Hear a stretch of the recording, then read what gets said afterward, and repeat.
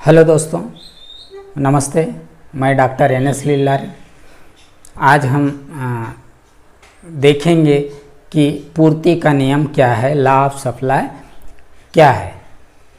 तो इससे पहले वीडियो में आपने देखा मांग के नियम के अंतर्गत कि हमने वहाँ पर ये एक्सप्लेन करने की कोशिश किया कि मांग के नियम के अंतर्गत कैसे किसी निश्चित समय पर किसी वस्तु के प्राइस और उसके डिमांड्स में एक इन्वर्स रिलेशन होता है, उल्टा संबंध होता है, विपरीत संबंध होता है। तो दोस्तों, अगर आप मांग का नियम को समझना चाहते हैं तो आप ऊपर बेल आइकन पर जाकर वो वीडियो देख सकते हैं। तो दोस्तों, यदि आप चैनल पे नए आए हैं तो चैनल को सब्सक्राइब कर लें और वीडियो को शेयर और लाइक करना ना भूलें। तो आइए हम देखते हैं आज कि पूर्ति का नियम क्या है। तो जैसे कि आपको पता है कि पूर्ति का नियम किसी वस्तु की कीमत और सप्लाई के बीच सीधा संबंध को बताता है।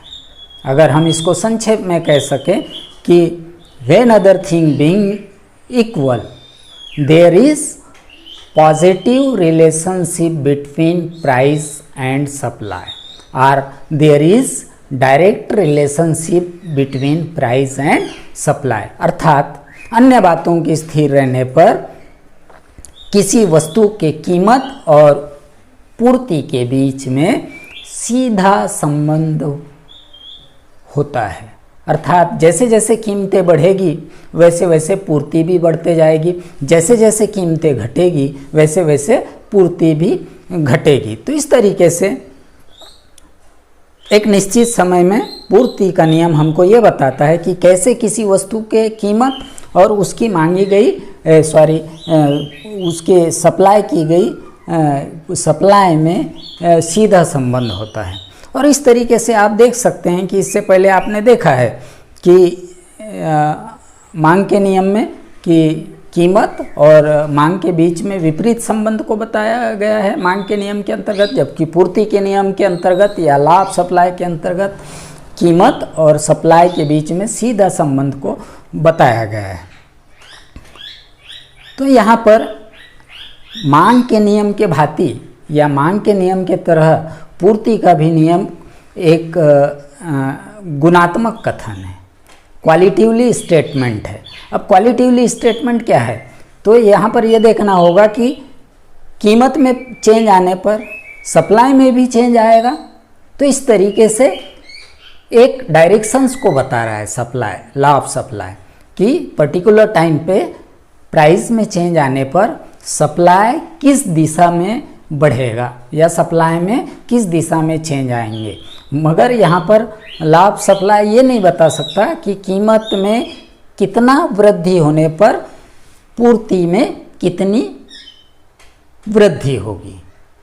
मतलब यहाँ पर लॉ ऑफ सप्लाई एक गुणात्मक कथन है, क्वालिटिवली स्टेटमेंट है। इसमें क्वांटिटिव मेजरमेंट हम नहीं कर सकते और इसीलिए इसे एक गुणात्मक कथन भी कहा जाता है।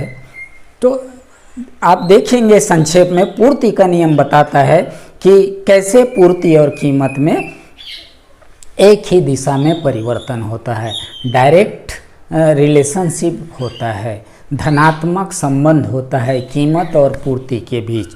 तो इन मतलब पूर्ति के नियम को समझने के लिए या लॉ ऑफ सप्लाई को समझने के लिए हमको इसका स्पष्टीकरण या एक्सप्लेनेशन करना होगा हमको शेड्यूल के द्वारा और डायग्राम के द्वारा। तो आइए चलते हैं शेड्यूल और डायग्राम में तालिका और आकृति के द्वारा स्पष्टीकरण करके हम लॉ ऑफ सप्लाई को समझते हैं। लॉ ऑफ सप्लाई को हम शेड्यूल, जिसे हम तालिका कह सकते हैं, और डायग्राम के द्वारा समझने की कोशिश करेंगे। तो उससे पहले हम एक बात और देख लें कि जैसे कि हमने बताया कि अन्य बातों के समान रहने पर किसी वस्तु की कीमत और पूर्ति के बीच सीधा संबंध को बताता है, या पूर्ति के नियम के अंतर्गत हम ये देखते हैं कि कीमत और पूर्ति में एक धनात्मक सीधा संबंध होता है। और यहाँ पर कुछ अन्य फैक्टर्स को, when other thing being equal there is direct relationship between price and quantity supplied, मतलब कि कीमत और पूर्ति के बीच में सीधा संबंध को बताता है। When other thing being equal, कुछ घटकों को हम स्थिर मान ले, जिन्हें हम मान्यताएं कहते हैं, नियम के मान्यताएं कहते हैं। और वो नियम के मान्यताएं कौन कौन से हैं? तो यहाँ कुछ बातों को हम कांस्टेंट मान लेते हैं या स्थिर मान लेते हैं, और वो इस प्रकार है। यहाँ पर सेलर और बायर के इनकम में कोई परिवर्तन नहीं होना चाहिए, नंबर एक। नंबर सेकंड, सेलर और बायर के जो हैबिट है, रुचि जिसको कहेंगे, प्रेफरेंस है, पसंद जिसको कहेंगे, उसमें कोई परिवर्तन नहीं होना चाहिए, कोई चेंज नहीं होना चाहिए। नंबर थर्ड है, फैक्टर ऑफ प्रोडक्शन के जो कीमत है वो भी स्थिर रहनी चाहिए, तभी यह नियम लागू होगा। नंबर नेक्स्ट है, कीमत में सूक्ष्म परिवर्तन के परिणाम स्वरूप भी पूर्ति में परिवर्तन होना चाहिए।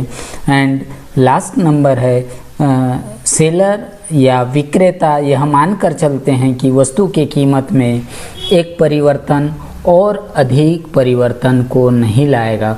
इन कंडीशंस को स्थिर मानते हुए ही पूर्ति का नियम लागू होता है। तो ये हम शेड्यूल के द्वारा समझने की कोशिश करेंगे कि यहाँ आप देख सकते हैं कि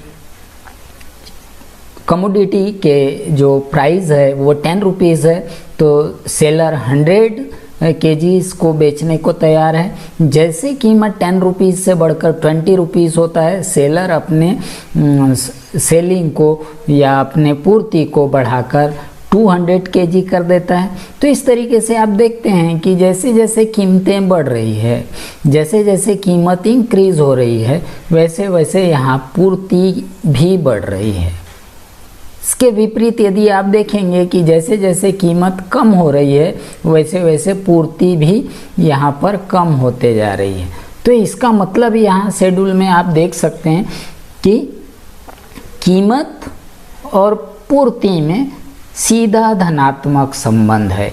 एक ही दिशा में संबंध को बताया जा रहा है यहाँ पर कि कीमत बढ़ने पर पूर्ति भी बढ़े और कीमत घटने पर पूर्ति भी घटे। तो ये क्यों हो रहा है? क्योंकि यहाँ पर प्रोड्यूसर बिहेवियर्स को बता रहा है ये तालिका। क्योंकि आप सबको पता है कि कोई सेलर या कोई विक्रेता अपने आय को अधिकतम करना चाहता है, अपने प्रॉफिट को मैक्सिमम करना चाहता है, और वो तभी संभव होगा जब वो ऊंची कीमतों पर ज़्यादा वस्तुओं को बेचे और नीची कीमतों को कम वस्तुओं बेचे। मतलब ऊंची कीमत तो ज़्यादा वस्तुएं बेचेगा, नीची कीमत तो कम वस्तुएं बेचेगा। क्यों कम वस्तुएं बेचेगा नीची कीमत पर? क्योंकि उसका मार्जिन ऑफ प्रॉफिट कम होते जाएगा कम कीमतों पे बेचने पर। और इसीलिए यहाँ पर तालिका में आप देख सकते हैं कि कीमत और सप्लाई में एक सीधा संबंध है, एक धनात्मक संबंध है, एक प्रत्यक्ष संबंध है। इसी को आप ग्राफ में भी देख सकते हैं कि यहाँ पर वो वाई एक्सिस पे हमने प्राइस को बताया है और वो एक्स एक्सिस पर सप्लाई को बताया है। क्वांटिटी इट मीन सप्लाई को बताया है। यस जो कर्व है या यस जो रेखा है वो पूर्ति रेखा है, जिसका स्वभाव अपवर्ड है, जिसका स्वभाव पॉजिटिव है, जिसका नेचर धनात्मक है। तो यहाँ पर आप देख सकते हैं कि ओरिजिनल प्राइस जब OP1 है तो देन सप्लाई OS1 है। अब मान लीजिए प्राइस बढ़कर OP से बढ़कर OP2 हो जाता है, तो इसका प्रभाव सप्लाई पर क्या होगा? तो यहाँ पर सप्लाई भी बढ़कर OS1 से OS2 हो जाता है। मतलब कीमत बढ़े तो सप्लाई भी यहाँ पर बढ़ गया। अब इसके विपरीत स्थिति आप देख सकते हैं, कीमत OP1 से घटकर अगर OP हो जाता है तो यहाँ सप्लाई भी घटकर OS1 से घटकर OS1 हो जाता है। मतलब यहाँ पर कीमत में कमी आए तो सप्लाई में भी कमी आ जाता है। तो इस तरीके से आप देख सकते हैं ओवरऑल ग्राफ में कि कीमत बढ़ने पर सप्लाई भी बढ़ेगी, कीमत घटने पर सप्लाई भी घट जाएगी। और इसीलिए यहाँ पर जो पूर्ति रेखा है जिसे आप सप्लाई कर्व कहते हैं, उसका जो स्वभाव होगा वो कैसा होगा, पॉजिटिव होगा या प्रत्यक्ष होगा या तो अपवर्ड स्लोप वाला होगा। यहाँ पर आपने मांग के नियम में देखा था कि जो डीडी कर्व का जो नेचर होता है वो डाउनवर्ड स्लोप वाला होता है, अर्थात नेगेटिव स्लोप वाला होता है। क्यों? क्योंकि वहाँ पर आपने देखा था कि कीमतों के बढ़ने पर मांग कम हो जाती है या कीमत के घटने पर मांग बढ़ जाती है। मतलब मांग के नियम के अंतर्गत आपने कीमत और मांग में विपरीत संबंध को देखा था। यहाँ पर आप कीमत और सप्लाई के बीच में एक सीधा संबंध को देख रहे हैं। मतलब ये अपवर्ड स्लोप क्या बता रहा है ये, कि जैसे जैसे कीमत बढ़ेगी वैसे वैसे पूर्ति भी बढ़ेगी, जैसे जैसे कीमत कम होगी वैसे वैसे भी पूर्ति भी कम होगी। और इसी को हम कहते हैं धनात्मक स्वभाव या अपवर्ड स्लोप। और वो क्यों हो रहा है? क्योंकि यहाँ पर प्रोड्यूसर का जो बिहेवियर है या उत्पादक का जो व्यवहार है वो ये है कि अधिक कीमत बेचने पर उसे ज़्यादा लाभ मिलेगा और इसीलिए अधिक कीमतों पर वो ज़्यादा वस्तुएं बेचने को तैयार होगा, और कम कीमत होने पर उसका लाभ कम हो जाएगा और इसीलिए वो कम वस्तु बेचने को तैयार होगा।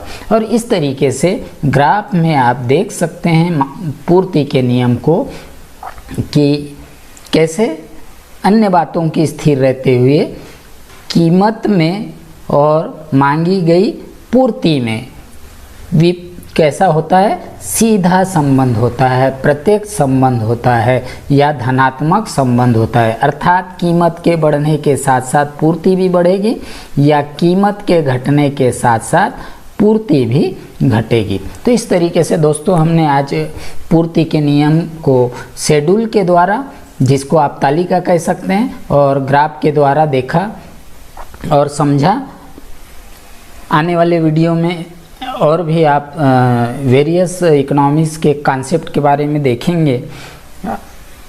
आप यदि चैनल पे नए हैं और अभी तक चैनल को सब्सक्राइब नहीं किया है तो प्लीज़ करके सब्सक्राइब कर लीजिए ताकि आपको आने वाले वीडियो का नोटिफिकेशन जल्दी मिल सके, और साथ साथ वीडियो को कमेंट और अपने दोस्तों में शेयर कीजिए ताकि आपके अन्य कलीग को भी इसका पता चले या इनके बारे में उनको जानकारी मिले। तब तक के लिए चैनल में वेरियस वीडियो को आप देखते रहिए और चैनल को जाते जाते सब्सक्राइब कर लें। Thanks for watching.